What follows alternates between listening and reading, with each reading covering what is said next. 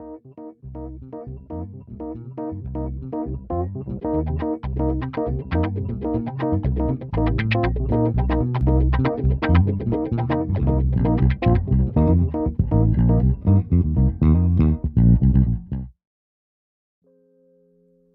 Coffee and Convo listeners. It's your host, Liz Bullard. Thank you for tuning in again. For those who are new to Coffee and Convos, this is my podcast where I talk with friends, leaders in the community, business owners, and anyone who's having a really great conversation. And we talk about things that are local to the Waterbury community, but we also talk about things that are more abstract and global. This episode, I am joined by two of Waterbury Strong's members and leaders, Ty McElrath and Dimitri Coles, and we discussed the police accountability bill that was just passed. We also talk about how divided the community was in response and prior to the bill being passed, and we also discuss how we think this is going to affect the upcoming election. What I want listeners to get out of this episode is not to gain support for the police accountability bill, but to begin to think about politics and to think about the role that you play as the voter in regards to educating yourself. When I was learning about the police accountability bill, just reading it was not enough. I had to listen to the debates and listen to the public input.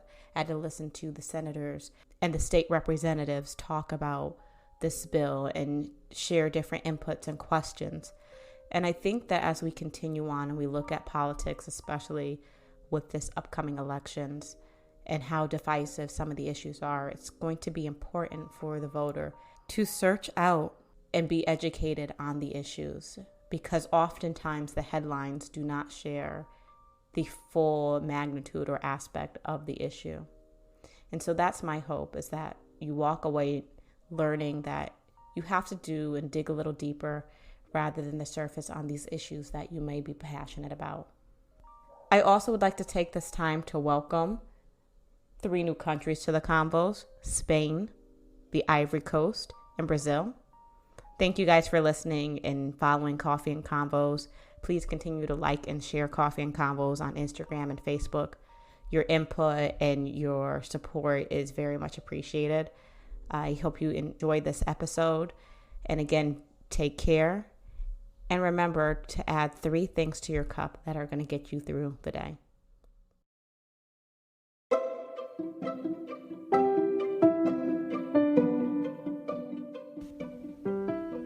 Hi, Coffee and Convo listeners. Here's just a quick ad before we get started.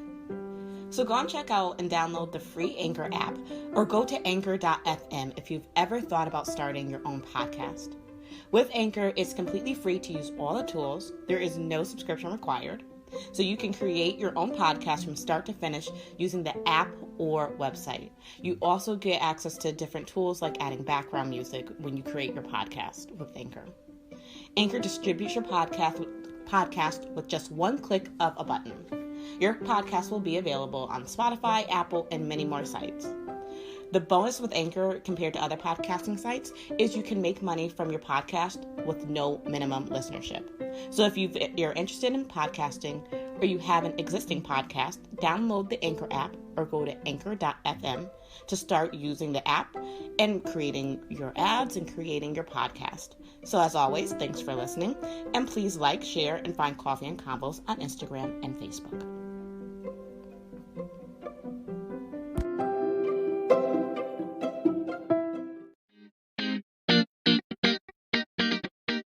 So thank you guys both for joining Coffee and Convos. For sure. Thanks for having me. Absolutely. So listeners, today I have Ty McElrath and Dimitri, is it Coles? Coles, yep. And so they are joining me to talk about the police accountability bill that was passed here in Connecticut. But before we kind of get into that, I like to start off with the coffee-related question, which is, do you prefer tea or coffee? Ty, do you want to start? I'm a tea drinker. Yeah, I'm a tea drinker, no coffee. So, like, do you have a preference of tea? Like, do you like green teas, black teas, or like you're just kind of like any kind of tea?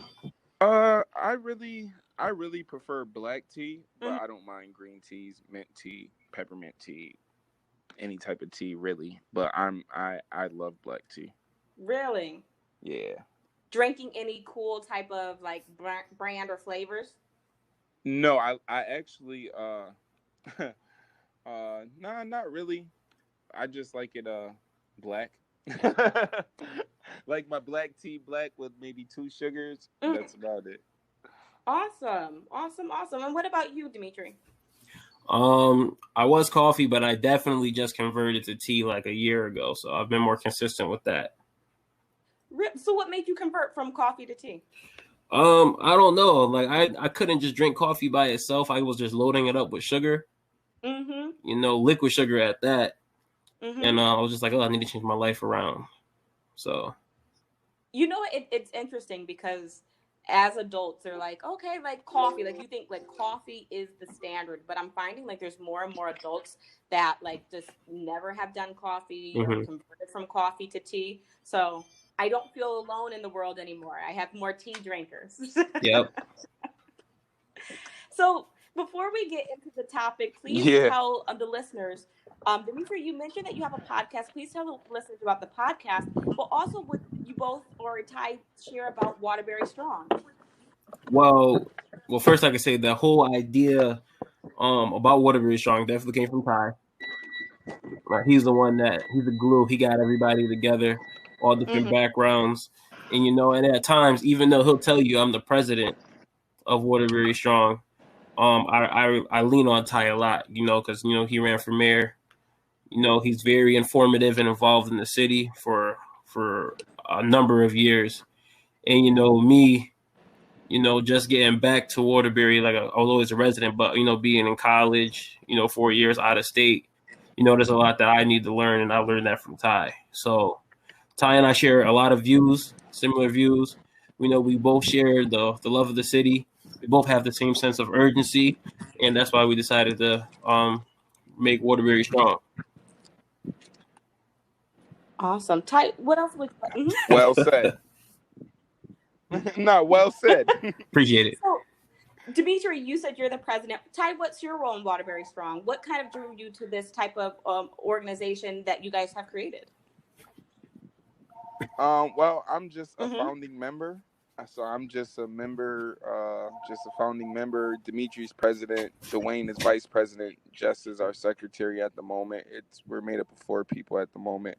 But for me, what it really was, Liz, was honestly identifying who was interested in changing the community around them and who has been putting in the work to change the community around them, and how could we form a collective together and really focus on black issues, because a lot of times our issues get pushed to the side or behind, but we really wanted to create a collective that's unique and focusing around and rallying around black issues. We do support many other things, but that is our primary I goal. love how you said that it's a collective, because I think oftentimes everyone wants to do something, and so you have like a small event or you rally behind this or rally behind that.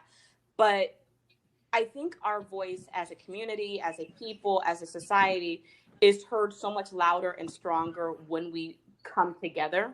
And so I like that as a collective, you're able to work together. And Dimitri, like you said, you rely on Ty. Ty, you rely on Dimitri.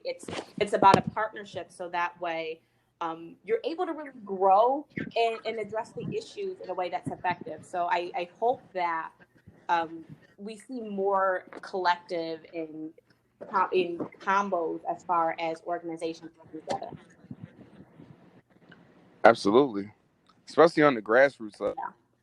Gets put in on the grassroots level, and I encourage people to sometimes you have a vision for something and it requires you to go out there and do it on Yeah. your own, but it's oftentimes we need to really look to each other to get support and information and guidance and resource, and all those different type of things really bring it together for the community. Absolutely. We could do a lot more together than apart. Absolutely, absolutely. And so I'm hearing about your community involvement and seeing the community involvement from you as individuals and as Waterbury Strong. I thought it would be important to have you come and talk about the police accountability bill. And so, for the listeners out there, I'll give you a little background. The police accountability bill was passed a few weeks ago at the Senate level, so it is going to go into effect here in Connecticut. And it was a bill that I did not expect to be as divisive as it was. And it was in response to what happened with George Floyd a couple months ago, in response to, well, not just in response to George Floyd. It was something that had been brewing, and this really was the catalyst to help get people in an urgency and on one accord. And so, long story short, the bill, the issue with the bill, as people would say, or the controversialness of the bill, was in regards to the police immunity, meaning that police would be liable if they stepped outside the law and caused harm. And so, with the bill being passed, it was still very controversial as far as people feeling that it was divided on the left and the right. And so, for this podcast, I wanted to talk about that and talk about how we think this is going to affect the upcoming elections in November. We're not only seeing police accountability in Connecticut, but across the nation as a call to action. And there's been a lot of talk as to how leadership is responding and how leadership is voting. And so, Dimitri, Ty, anything you'd like to add for the listeners?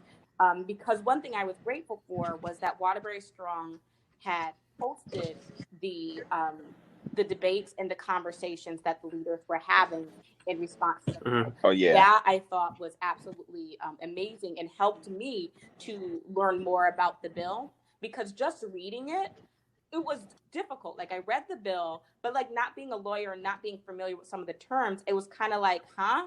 So Yeah. yes. Well, that's you know, Liz, that's how you know, legislation works, right? You know, there's little things that could be thrown in the sentence that completely changes it, like the word "and," like the word "and," and, you know what I mean? It changes the whole dynamic.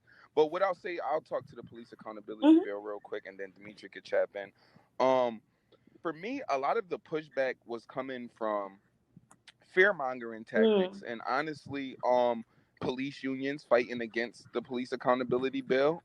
Very real, is very open, very transparent. The lobbyists fighting against it, and it was confusing to many. As you can see with Senator Winfield, he kept saying, like, I'm confused by why you guys are going against this, because it only puts, you know, things in place to hold officers accountable that do wrongdoing.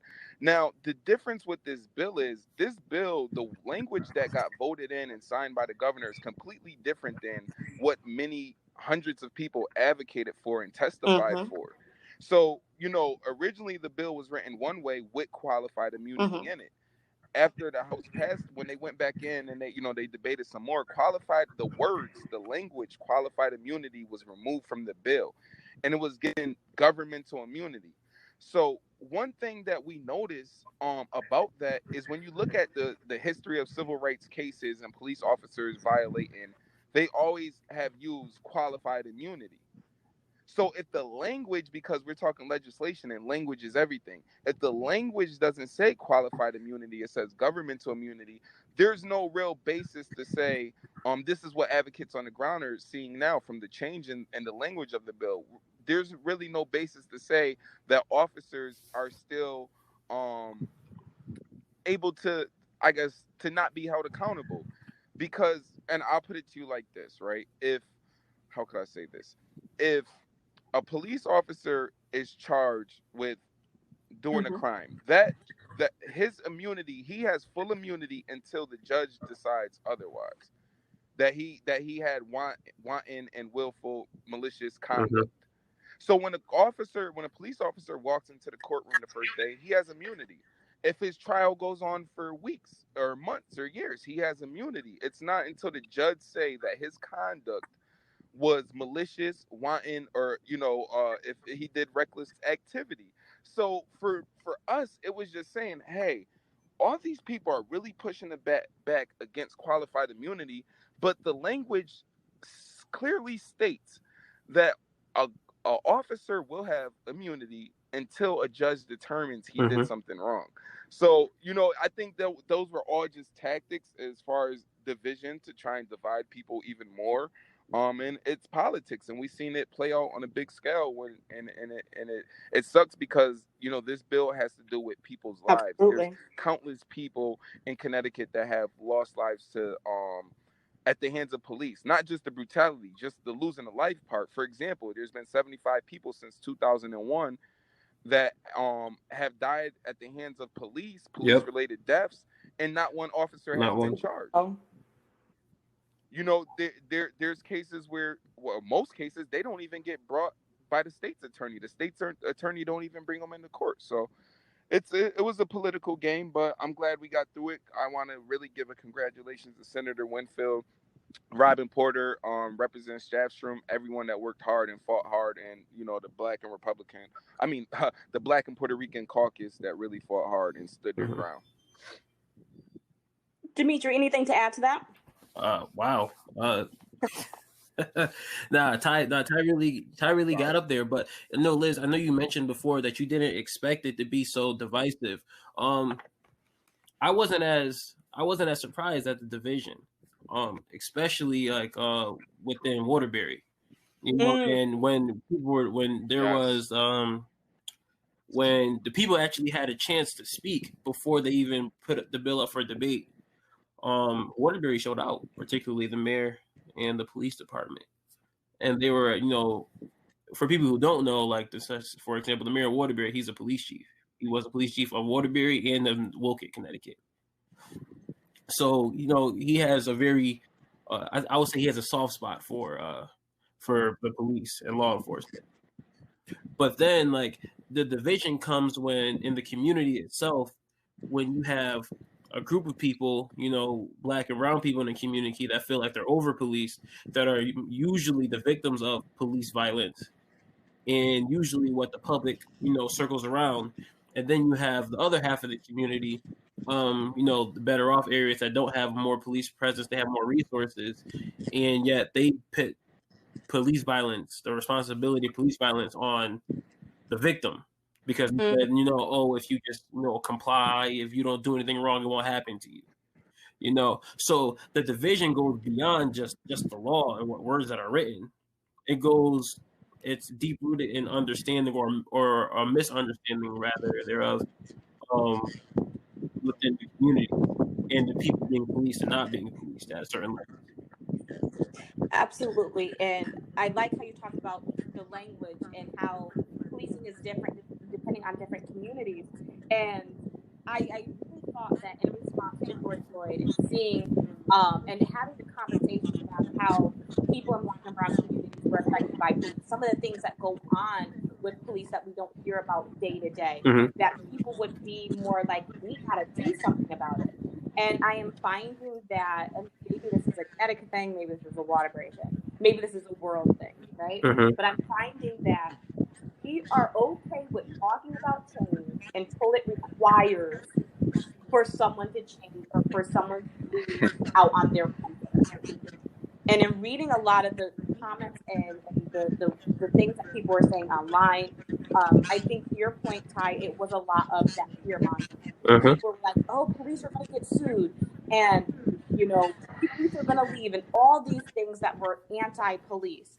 And for me, after hearing Senator Whitfield talk and hearing that, oh, they're still going to be protected, still hearing the safeguards that were going to be in place, I was like, okay, this should not have been a big issue, because those that were worried about police officers being harmed, or like the quote unquote good officers being not protected, they're still going to have protection. And those that are harmful, they are going to not have that same coverage that has kept them all these years. And so that's where my confusion came in. But maybe it's just, I don't know, people are just not wanting to see the reality of how other people live. Yeah, that's a lot of it. And that bill had many other things to it, just like the accreditation of certain officers and demilitarization of the police force, right? That's very important to us in Waterbury. Although the language also reads that if a police department uses any of their vehicles, motorized vehicles, they have to dismantle all weaponry. But if they use any motorized vehicles, under the 1033rd program that the government gave us military vehicles into low income neighborhoods. So if they do use that vehicle, it has to be for relief efforts or natural disaster. That's what the language says. So now I often tell our community, with educating them around this bill, is let's just make sure that this is what it's being used for, and it's not used for intimidation.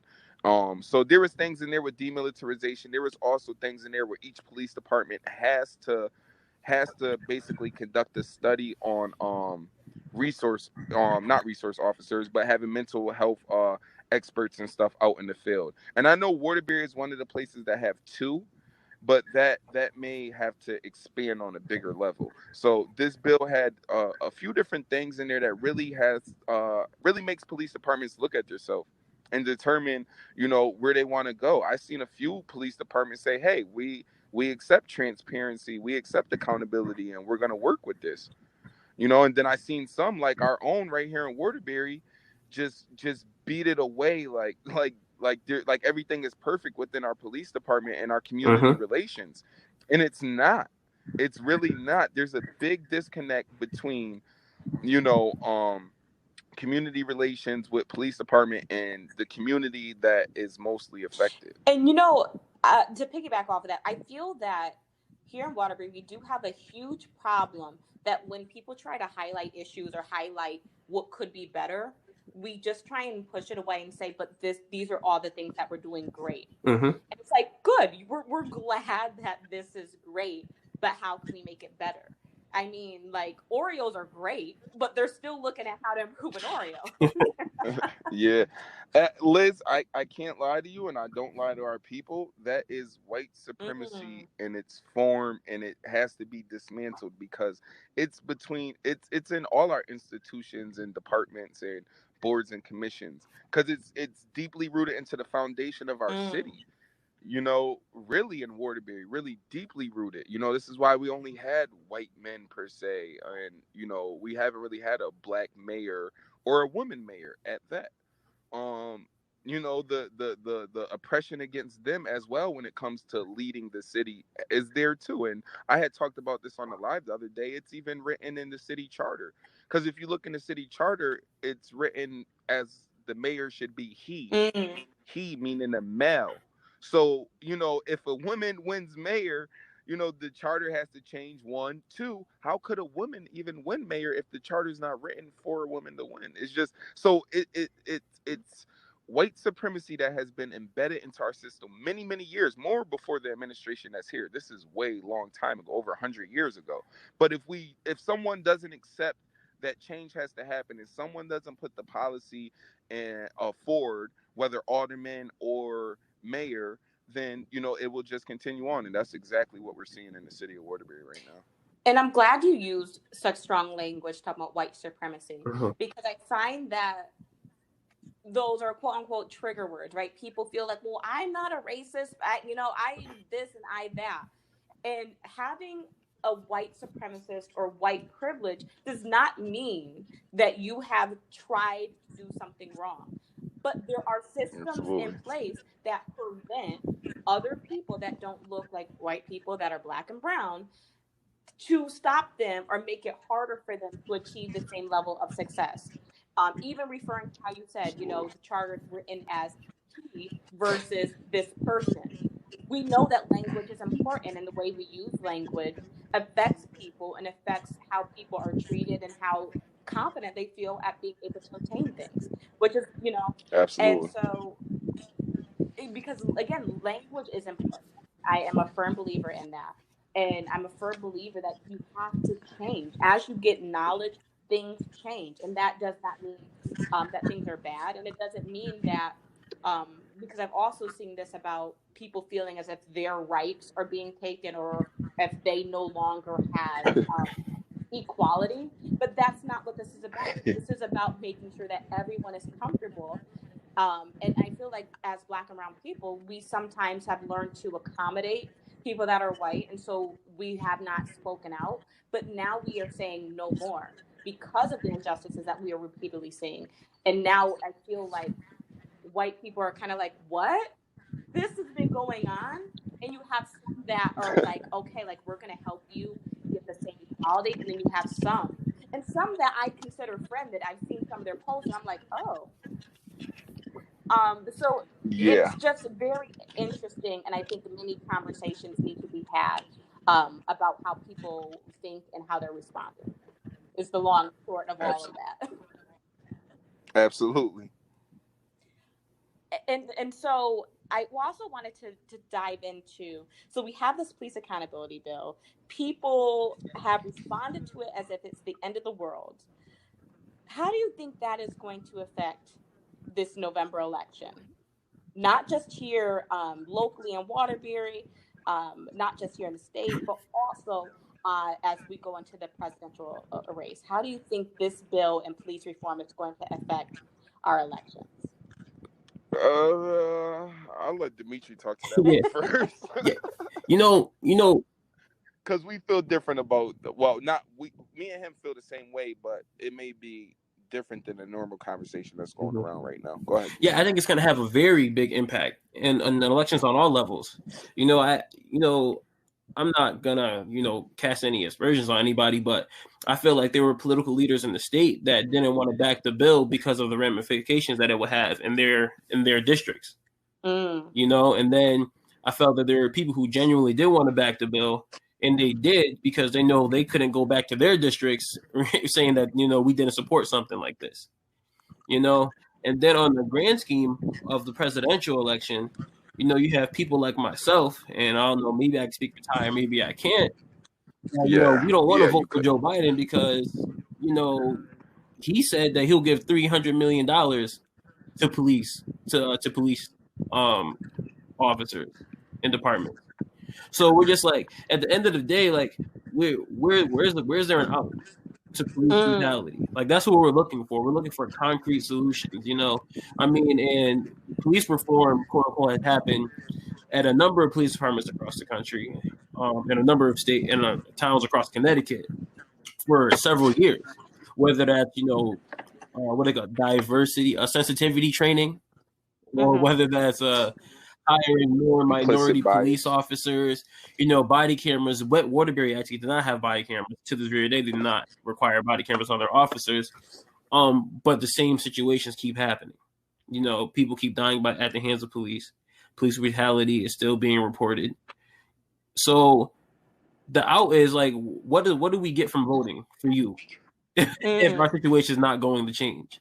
And recently I've been on this, like, if you have me on Facebook or anything, like, I go hard on this all the time. And I'm met with a lot of resistance, actually, but I'm also met with people who understand where I'm coming from. And I'm not trying to tell people what to do. I'm just trying to get people try to open their eyes on what's really happening around here. So yes, I absolutely do agree that our elections will be affected greatly because of this. Yeah, absolutely. And the two-party system is, a lot of younger voters don't agree with the two-party system. Most of them don't. Most of them, they don't agree with the electoral college. There's just different things that that you have a whole generation, 35 and younger, really maybe 40 and younger, that don't agree with these things, and then you have the career politicians that have been there that just don't want change and they're not willing to accept it. So I think it's going to be an interesting election. I know me, myself, and within the collective, we have been talking more about, and we're going to release some more information soon about, getting something out of our vote. And how do we get something out of our vote? How do we just not false promises? Because we've seen that for many years. They'll come in the community and they'll tell us they'll do a bunch of things. Then when they're elected in the office, they don't show up. They don't do nothing. And, sometimes that just goes overlooked, and they just continue voting the same way. And we're at a place in time where we have to either switch up our beliefs on our voting history, or we just really have to dismantle the whole system. And I'm not even lying to you, because and start over and reconstruct. Not even just get rid of it, but it has to be reconstructed because uh, Republicans and Democrats are both they both have white supremacy embedded into both of them. And it's just clear as day, no matter how Mm-hmm. you look at it. There's parties like the Libertarian Party or the Green Party that people will just, or the Independent Party for that matter, that people will just frown upon or say, hey, they don't have no Right. shot of Mm-hmm. winning anything at all, instead of really unifying behind these people, because these are the parties that are more important and that I guarantee you will relate more to your issues than Republican or Absolutely. Democrat. These are two systems that essentially came from one and operate in the same sense. They operate together. The Democrats and Republicans operate together. And then if you bring it down to the local level, you will notice we have Democratic representatives that vote Republican all the Yes. time. We have Democratic representatives that donate to Republican campaigns Mm-hmm. all the time. We've had Democratic mayors that have not got the nominee by the Democratic town committee and then just switched over to And won the mayor Republican. office. So and then get in the mayor office. Yeah, so like it's this two party system of Democratic and Republican. We have to take a strong look at it, and as people of color, Black people, we really have a power. We really have a voice. But if we don't unify, if we don't set out an agenda, we don't set requirements in order for people to obtain our vote, we're gonna keep getting played. And I'm not with it, and I know the ones younger than me, they're really not with it. Wow, like that was like that was good because I think that is true. I love how you said we have to put requirements on our vote because the same way the two-party system has requirements on who we're going to support. Um, we as the voter need to do that. We need to say what is important to me, regardless of party. Because as you talked about, you have the independents, you have the Green Party, you have Libertarian, you have all these parties rising up. And we often, if they're out of that two-party system, we do not credit the candidate. And the candidate could Yeah. be the one who's going to get you the most of what you want. But because we don't look beyond the two-party system, that candidate never stands a chance.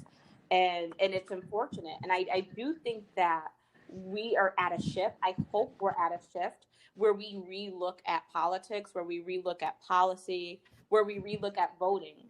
And with this police accountability bill, it really showed me how much the voter has to do as far as voter education. You cannot just read the newspaper or read the policy and think that, okay, I understand how this is going to work. It really took looking at the discussions that people were having, the discussions that they were having at the state rep level, the discussions at the Senate level, to really have an understanding. And I think that we're going to definitely see this as we go forward as being more critical of our potentially elected officials and our elected officials. Absolutely, and I know Senator Robin Porter. I love that woman. Watching her lead, and she said it best that it's not gonna be just business as usual when they return to session. It It's can't not be. just going to be cause a lot of our, I would say, most of our uh, people of color that are in that legislative body at the state level, they don't really put bills and stuff for it. Senator Winfield is very different because he's been championing all police accountability for some time now. Like that's one thing about police accountability bill. Two, people don't understand. This has been going on for a while. This is not just something that just popped up this year. But people of color that are in legislative seats up there, I don't know if it's that they don't feel comfortable. I know senators were getting threatened for their position against this. So Mm-hmm. when we go back to regular session, and we got to look at things as a little bit different, especially legislators that are people of color and people that are allies and that understand equality, and that there is a group of marginalized people in the state of Connecticut.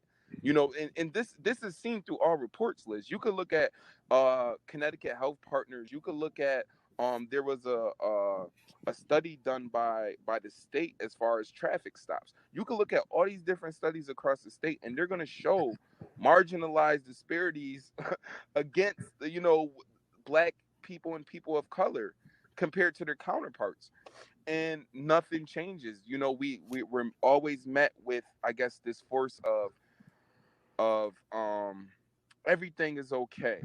You know, Yeah. you're just highlighting certain things that are wrong. Everything is okay. So I think legislators, they have to, I like to say it, I guess in the most respectful way, but just pick themselves up and understand that, you know, they have to walk in their power. And as Black people in this moment that we're in now, if you are a Black leader, we need you to be vocal and we need you to really advocate and fight for us. So Absolutely. And to also like white leaders that are allies, absolutely. speak up, because again, like we touched on, privilege is not bad. Use that privilege to speak up, because I feel like sometimes, and we saw this with Senator Whitfield and a lot of the others that spoke in support of this bill. It was like this gaslighting of, it's not a big problem here. We're only responding to this that happened over in this area. I feel that we just need to do better at not just trying to brush away the issue to say we don't have that problem here. And if in fact that is true, that we don't have that problem here, these bills, these laws, this legislation is going to allow us to not have that problem. Absolutely. Absolutely. Thank you both so much. This has been such an interesting conversation. I hope you listeners that were out there were able to think about politics in a different way. Think about, does that two-party system work for you? Think about police reform. Think about, even if you were against this police accountability bill, I challenge you to go back and look at it and say, was I being biased? And really look at it and get information as to how this bill works, so that you can make a decision as to if you support this and why you do and why you don't. I think knowledge is going to be our greatest asset as we go into this next election. No, absolutely. And, you know, anyone could always reach out to myself, or we're Waterbury Strong on Instagram, Facebook, Twitter, waterburystrong.com. You could log on, contact us if you have any questions about the bill. We could plug you to our people, or we could, you know, break it down with you ourselves. But if you want some legal standings, we could point you to the right people that could give you some understanding on that level as well. Absolutely. And the contact information will be in the bio. Before we get into our last segment, please, is there anything you'd like to tell the listeners, anything you guys have upcoming? Dimitri, again, you mentioned your podcast. Please let the listeners know about that. Oh, yeah. My podcast is called the Black Bento Podcast. We talk everything from culture, specifically Black culture. So we've been covering stuff that's been happening since COVID became a pandemic. We do anime as well. But in regards to Waterbury Strong, we have a few community conversations coming up on specific issues. We really want to advocate for people to come out there, you know, let us know your thoughts, your concerns in your community, and together we could, you know, come together and find out and develop ways to handle those problems together. Awesome. Ty, anything you'd like to add? Nah, Dimitri really covered it. Like I said, just, you know, contact us. We have a bunch of stuff that'll be coming out in the near future. So just stay updated with waterburystrong.com and Waterbury Strong on all platforms, and we'll have some stuff. Awesome. Absolutely awesome. And so as we go into our next segment, first I have to say welcome to Ivory Coast, Spain, and Brazil to the Convos. These are 3 new countries that have joined the listening to Coffee and Convos. I thank you again for everyone who listens out there and for sharing statewide, international. It really is appreciated that you tune in week after week. Absolutely. And so the next segment is called What is in Your Cup? And so this is the segment where you give me 3 things that you're putting in your cup to get you through today or get you through your week. And so for me, I'm putting in courage, because really what we need is courage and boldness, because we're going to be challenging and dismantling so many things that we said we needed in current society. And I think we're seeing a shift, and it's going to take courage to speak out in what my opinion is, and speak out for what justice is. I'm definitely needing conversations, because as talking to you, it's given me a new perspective, and it's helped me. And conversations just help us to grow and learn. And reading, because as you mentioned, language is very important. And as I continue to read certain books about civil rights and the history of African Americans, we're seeing that there are systems in place that just have never been dismantled. So some of the policies and the language really do not suit all of humanity. And so definitely reading more, talking more, and having more courage.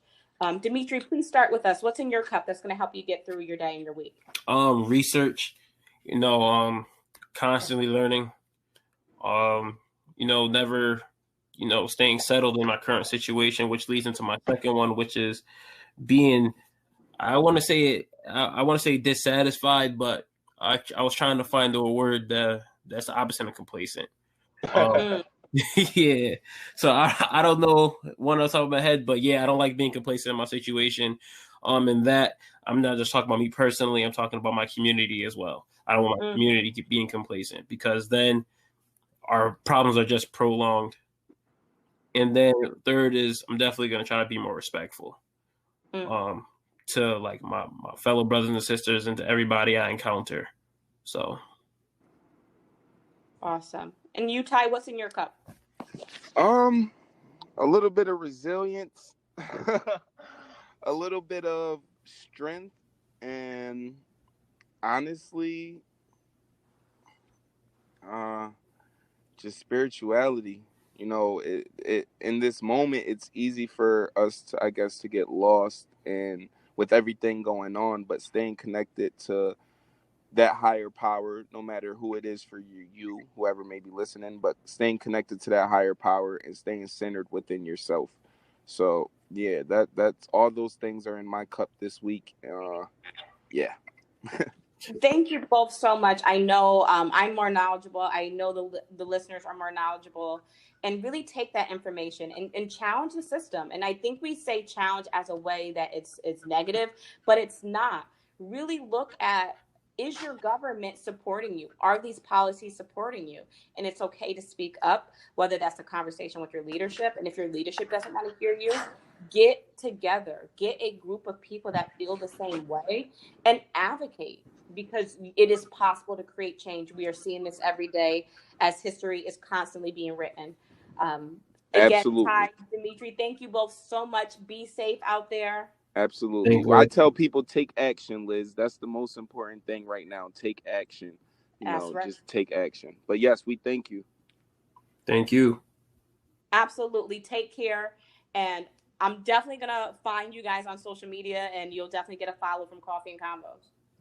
Sounds good. Thanks a lot. Yep. Bye. Bye.